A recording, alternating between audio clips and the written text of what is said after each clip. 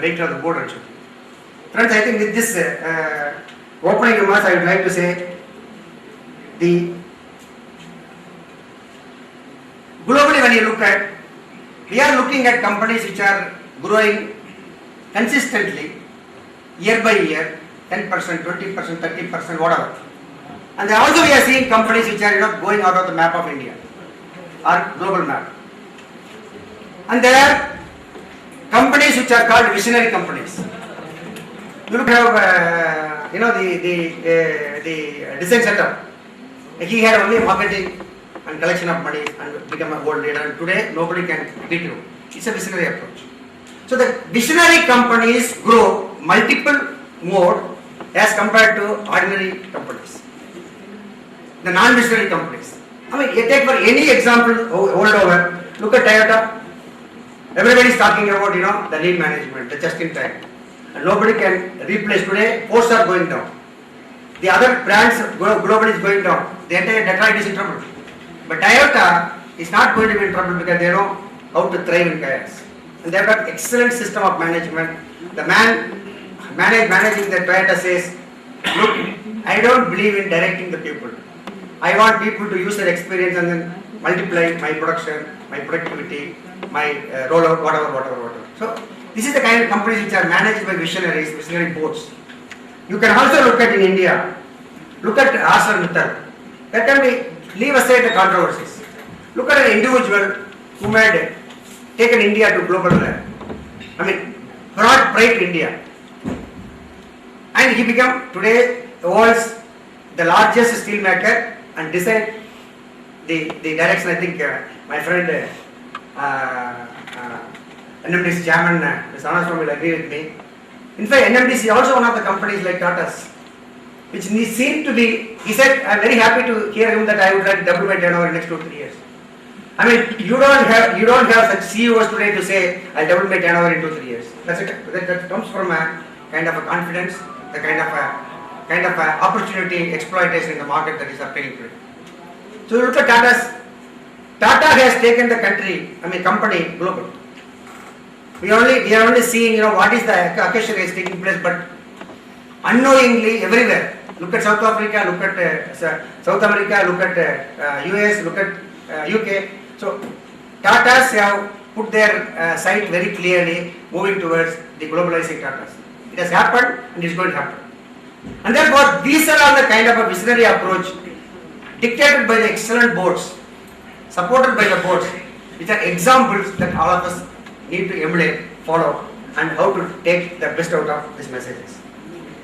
And in other words, there are companies who not only have a negative growth, but ultimately shut down manufacturing plants, shut down, reduce people, they close from the market, come out from the markets, whatever, it's because they neither have updated their technology, nor they have expanded the existing market, nor they have looked at a new market for the existing product.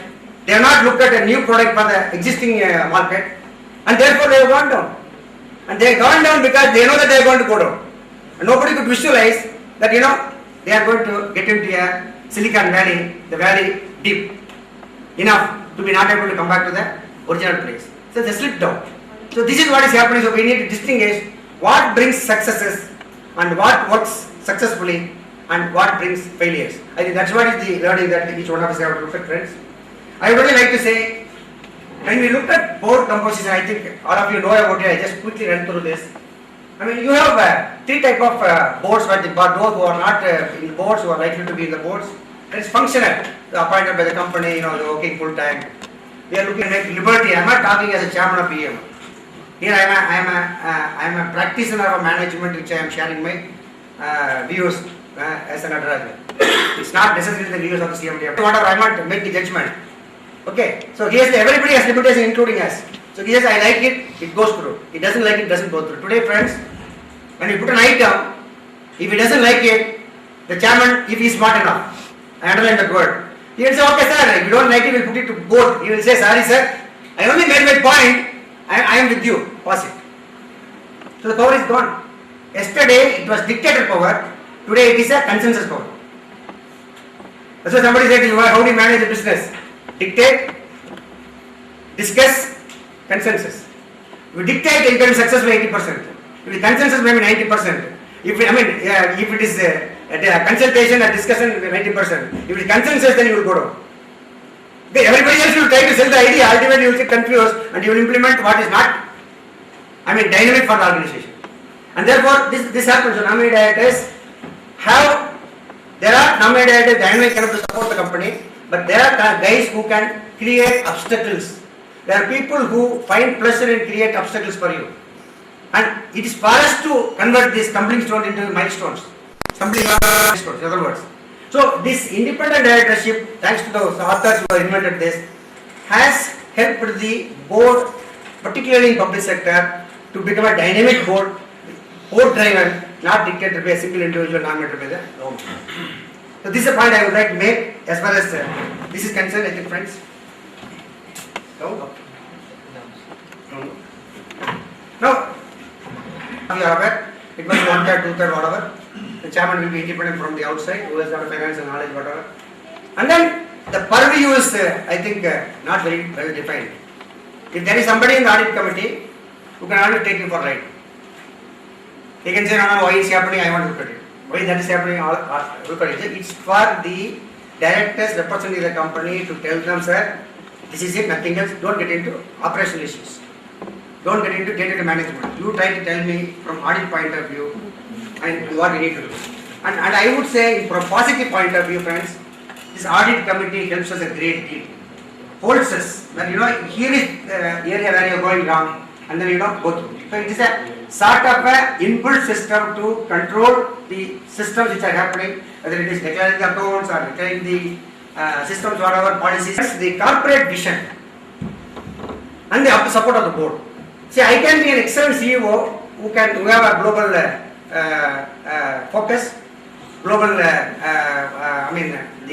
kind of a sense of where the business is going, but I may come with the best of the ideas, workable, but the board can always say, sorry, it doesn't work here. And therefore, both has to work together in order to become successful. In the sense, as far as we are concerned, we have come across even directors in the board who tend to ask a question, when we go for some manpower, additional manpower, somebody says, no, how do you ensure that, how do we ensure or how do we believe that you set the best? Somebody can keep creating obstacles or keep creating problem when it comes to seeking support. You are going to the board, telling them this is my plan, and I am coming with this approvals in order to achieve that plan. Without this, it can't go on.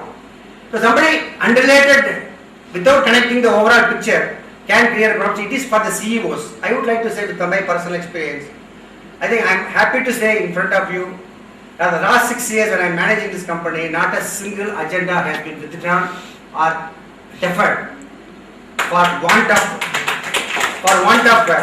of support from the board. Which means you need to do a lot of hard work. In experience, 10 people are there. Who are the guys who are going to be critical. Now you tend to talk to those critical managers, saying, sir, this is not coming in. I am sending it across to you. Have a look at it. If you have anything, please talk to me. That means not individual. Individual, he is committed to you, and he is committed to support you in the board. Other managers who are nominees, who are supportive, positive, you don't have to worry. So they will support you. But you need to take care. Who are the people in the board who need to be carried along with you? Then your item goes through. If somebody is negative, his job is to ensure that your item is not through. And your brothers will say, record my views. There may be an investment, maybe at 500 crores, 600 crores in the board you go through. Somebody will say that, no, I don't agree with you, but put my views. That views, tomorrow anything happens, that views will kill you. So what is important is, the CEO must have the kind of relationship with those people who are critical, those people who are non-cooperative, those who are negative in character, who happen to be in the board, to carry them, explain to them, and then take their support, then you go through all your items with you. So overall, this is required. Coming to the kind of a corporate vision, I would like to share my experience as far as BEML is concerned. Friends, I think I took over on the 2nd of December 2002. When I happen to have another 5 minutes. Okay. Now, when I took over, I got an opportunity of getting my order before 3 months. So I made 3 trips to Bangalore. So I did my, not officially, unofficially, I talked to many of the people who are working with BEML, talked to some of the executives. I did my corporate plan in 3 months before I take over the company. He came with the document, yes. At the end of 5th year, you can go 5,000 crores if you do following 1, 2, 3, 4, 5, expansion, diversification, joint venture, whatever. Friends, I think more or less we have exceeded 12% growth. And it looks like, thanks to this slowdown, it looks like we will be within the framework. If things work out better, we will be in a position to exceed 5,000 even much before the planned time. The point I am trying to say is, we went through a lot of hurdles, that's not the time to talk about it, but we went to the board. Before we go to the board, we did go to the board, we did our homework, asked the expert to come out to this thing. I asked the expert to make a presentation to the board saying that this is possible with this 1, 2, 3, 4, 5. And board said, okay, we agree with go to the government. We went to the government we approved. And one thing I want to share with you, BEML is the first company in this country who have restructured their businesses. We had director production, we have director R&D, we have director marketing. Whenever there is a problem, but if one of your friends are sitting here, there is a breakdown in the equipment, he will say, sir, the marketing fellow service has not been good, production fellow will say. Marketing fellow will say, sir, technology is obsolete, these fellows are not updated. When I look at R&D, why technology, sir, whatever I do, these fellows are not listening to. So it was a blame game. Then I went to the board and told them, look, I have restructured. So now we have made friends, we have 3 major businesses. We made 1 director in charge of mining and construction, all in all. We made another director in charge of defense business. We made another director in charge of the rail and metro business. I think businesses are growing. I am not doing anything. And in addition to that, what we did was, we created businesses within businesses. We created SPU heads, we created product heads, and we gave them powers. I think you are the guy who are responsible for this. Now ultimately, all put together helps us to grow, and we have restructured. When we went to the government, we went to the BSP, and government also appreciated that this is what is required to be done. I understand. Even IOC went to convert one of the directors into business. They did not agree. BEML is the first company got a restructuring of the organization on business levels. So what I am trying to say is, you can come out with the vision and you can come out with the strategy, but it is your ability to, in this case, we have to convince the board, convince the administrative ministry, convince the BSP by a presentation, and they are in fact asking a lot of questions. So the way we went to the conference, everybody approved and implemented. I think from 3rd year we are operating. I think this is going to help BEML to grow multiples in the years, even without Natarajan being the 5,000 will happen. And as far as the vision of the board is concerned, friends, we have talked enough. We talked about BEML vision, and I think there are many people who are not confident as to how to go over the joint ventures. Whether it is a minority stake, whether it is majority stake, whatever. I think the CEO and the directors concerned must have a very clear idea as to what is the diversification and expansion, and what is the technology, what is needed for long term. Look at it, look at the business, and then whatever joint venture that you want to do, it must be related, having synergy with the existing business, and which is growing. So the technology can go, we can look at subsidiaries, and the board can be convinced only when you are very clear about the joint ventures, the future, and the clear about subsidiaries, whatever. I think we have done few joint ventures and subsidiaries, and of course, this is with the support of the board. Friends, I think we come to this last but one slide. We are talking in terms of how do you develop the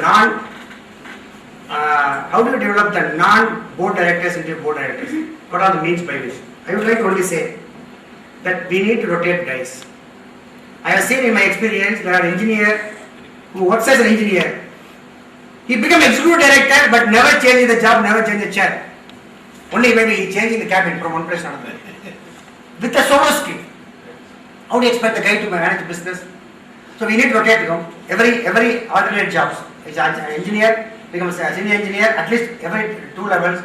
In fact, we have put a policy in BEML. If a fellow has to become a manager, he should have at least worked in 3 areas, in the related areas. Otherwise, he will not get promotion. And we have also brought in a rule that at every second job, he will get transferred on promotion. Otherwise, normally you transfer, the guy will say no. If he says no, then he will have to go to his promotion. So it is a kind of a system managed rotation, and the guy become a capable manager, multi-competency, multi-skills, and he will be able to manage managers as a general manager. He will be able to manage general manager as a director. Otherwise, he will be subordinate, dependent. He says, help me, otherwise I will fail. If subordinate knows that we are dependent on you, you are gone for good. Okay, and you will not be able to take any decision without asking subordinate because you are not confident of yourself. And therefore, it is necessary that we do job rotation, friends. Next comes the assignments. Lot of new projects coming up. Now, once that R&D becomes a product, he will become product manager. So, it's an assignment. If the guy comes into an R&D development and developing a R&D design into a product, the product is rolled out, then he will become a manager. His experience. So, give him an assignment. The guy, general manager, officiating. He may not be eligible for promotion next 2 years, but he will be officiating for 3 years. I will give him power of seat general manager. This general manager retired, I know nobody. I can't recruit from market. I may go to the market but pay more salary but less efficient. So I don't want to do that. So I take a man, a DGM, act as a officiating as general manager, and he does it. And I tell him if you perform well, you become general manager. I will come back. And we have brought some people out back also. Saying that if you are not going to deliver, you will come back. So this is an opportunity for people, rotate them, give an opportunity, and they will more others will get it. And another point I would like to say, we need to orient them for general management. A lot of courses are going on. The guy must understand what is HR, understand what is finance, what is marketing, how to manage the outside world. A lot of people who are inward-looking guys, who can't even relate themselves to outsiders when somebody comes. So, and therefore, general management orientation will get a confidence of managing the organization from a relatively senior level. So, give them orientation. And then make them look, you are now, I had a quality manager. I brought him from railways, put him as a head of railway. He could not make it. I said, my dear friend, sorry, you cannot make it. Now go to quality. 1 year, 2 years, I put him in quality. There is a vacancy of executive director in one of the complexes. I said, look, you go there, you manage. So, point I am trying to say is that give him a kind of a general manager orientation and make him a product head. From a functional to product, the guy will be able to deliver. Or if you find that somebody is average, above average, give him an excellent combination. In fact, somebody says, if you have an extrovert, put him as a product head. He will manage and drive people, whatever. Give him an introvert as a planning chief or R&D chief. This conversion, this combination of the introvert as a planning man who is dedicated fellow, R&D fellow will succeed. And with this introvert with excellent planning, the extrovert will drive people, so delivery will take place. If you put 2 introverts, gone. If you put 2 extroverts, one is go to an academic industry. You choose an excellent academic career guy, gold medalist, whatever, give him the excellent training, he will become star performer. The next way is go to the market, get the best fellow with experience, hire him at whatever cost, he will be excellent and he will become star performer and he contributes. The third way of making the organization excellent is pray God, my employees become efficient and they will become. Now the issue is, lastly, how to prepare the 21st century directors. In my view, I would like to submit lastly, tomorrow's boards are going to be virtual boards. Maybe boards will happen virtually on net. Everybody will be sitting elsewhere, but the agendas will go through. On net it will happen. You will not have to meet like this and conduct boards. I also think tomorrow's boards are going to be video based. And it's not going to be physically present boards. Nobody has time. Nobody has energy. Nobody can afford to spend. If I have multiple country directors to be this thing, you have to spend a lot of money. That's going to happen. Thirdly, friends, I feel that you need to close down your boards. Save costs. I mean, invest those monies in the business development. That will help the company in the long run. I would think the directors are going to be 30s and 35s. Not 50s, 55s, grey-haired guys like us. The young board is going to be filling the corporate boards. They are going to be risk-taking guys. They are going to be expanding guys. They are going to be getting into multi-business, multi-location. Even if one business goes, another business will help. So that they will be getting into this kind of thing. So There will be multi-skilled, multi-opportunity guys who are looking at it, and they will make great value addition to the 21st century board. And therefore, I would think we need visionaries with a lot of energy, with a lot of risk-taking capability to be brought into the board, develop them with a view to grow. And each director in the board, he is not an agenda guy. He is not a guy who does not even, there are guys who does not even read agenda. They come to the board and read agenda. How can he contribute? And therefore, you need to have that kind of visionaries to be able to come out with an excellent plan for the long term, so that he contributes, make valuation to the company and company grows. Friends, I would like to say, somebody did a study of 300 CEOs of the world as to what makes these guys, 300 successful guys, to succeed. The findings are, somebody said, I am an expert, I am a polymer engineer, I am an expert, so I use my expert skills and I become successful. Somebody said, I am an HR guy, I know how to manage people, so I manage people, keep them very happy, reward them, and then I become successful. Somebody said, I am technically very sound. My technical capability helped me, so like this went on. And somebody said, I use box approach. What is box approach? Rule-minded. I will not deviate. And I used only that approach, I become successful. Whatever.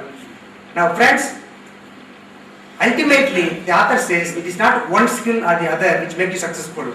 It's a combination of all skills, all approaches put together. If you try to be flexible, trying to approach each model in each situation, each person, I think you will be successful. There is no fiasco and failure, and you will succeed. That's called a style of total leadership. To provide total to the organization, I think not only the organization will grow, add value to the board, add value to the company, add value to the country and bring pride to the country. Friends, thank you very much for the opportunity. Thanks. I think we achieved the purpose of the two-day program. We had two great, addresses from Mr. Ranasom and Mr. Natarajan. I think great learning has come. Lifetime experience, what kind of board we should have, what will be the future of the boards, how boards should interact, how boards should lead. I think it has come in a very, very packed way, and I don't think there can be greater learning than that. Please give a big clap. Distinguished lecture from Mr. Natarajan and Mr. Ranasom. Mineral Development Corporation and all the participants of the two-day program on preparing boards for 21st century, faculty, officers and all PGP students. Business in 21st century is characterized by change. The world is rapidly changing into something too hard to easily predict, with 100 opportunities and pitfalls passing by every moment. In this connection, today we have in our midst Shri Natarajan, who will be delivering a distinguished lecture on transformational change of Bharat Earth Movers Limited. Now I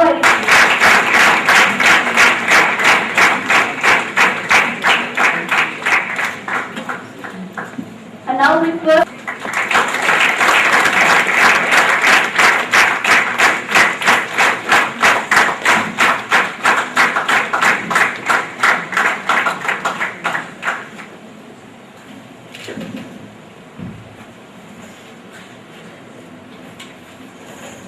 start the program with a prayer song by Deepti. मुक्ति साधकं कलाधरावतं सकं विलासि लोकरक्षकं अनायकैकनायकं विनाशिते वदैत्यकं नतासुभासुनाशकं नमामि तं विनायकं नमामि तं विनायकं न ते तरातिधीकरं न मोदिताकभास्करं न मत्सुरारिनिर्जरं न तादि समस्तलोकसंवरे भवत्रमक्षरं कृपाकरं क्षमाकरं मुदाकरं यशस्करं मनस्करं नमस्करोमि भास्वरम् नमस्करोमि भास्वरम् अकिञ्चनातिमार्जनं चिरन्तनोक्तिभाजनं पुरारि परिपूर्णनन्दनं सुरारिगर्वचर्वणं प्रपञ्चनाशभीषणं धनञ्जयादिभूषणं कपोलदानवारणं भजे पुराणवारणं भजे पुराणवारणं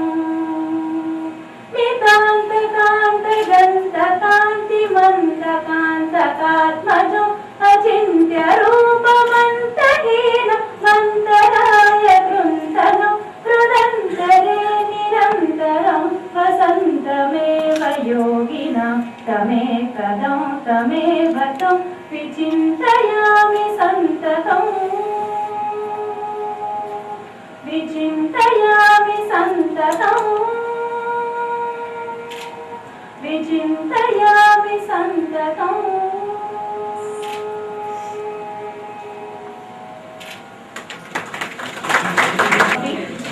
To introduce our chief guest, Shri B.R.S. Natarajan, Chairman and Managing Director, Bharat Earth Movers Limited.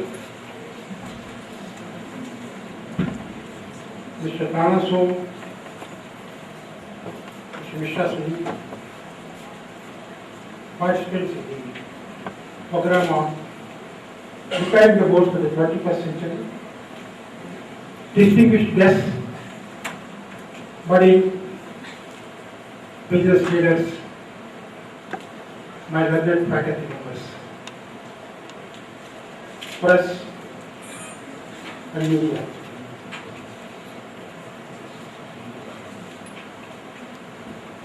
I welcome Mr. Natarajan as well as Mr. Shri. Since morning we had two great lectures, of course confined to the small room, that is conference hall 1. I wish that all of you should have also had an occasion to see how these two dynamic leaders are competing each other to talk about their own dreams, how they want to convert the so-called public sectors into the commanding heights as conceived by our plans.